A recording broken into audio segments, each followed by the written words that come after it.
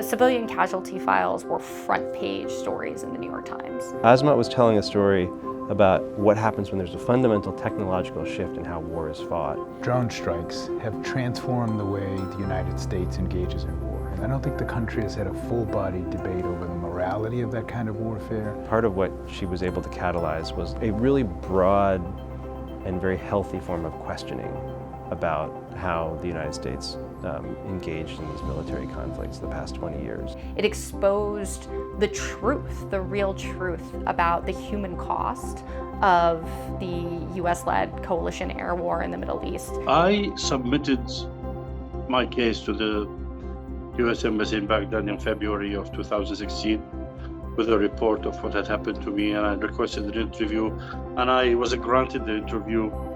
But 2, 3 months, 4 months later, I heard nothing back from the embassy.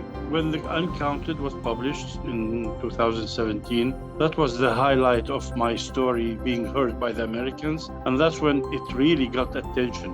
One of the main messages of her work is that this kind of work takes time, that it can take years and years, and it's absolutely worth it. She's dedicated years of her life, committed to just this one story. And it's not just one story, it's the story of hundreds of individual people. The people of Mosul were so willing to talk to us and open up their hearts. The way she thinks about her responsibility to them on that very one-to-one human level, that's the piece that's rare. I think Azmat has always had a really innate sense of justice and accountability. She is driven by getting to the truth in the most humane way possible. To my mind, she displayed not only great reporting ability, but great leadership talent as well.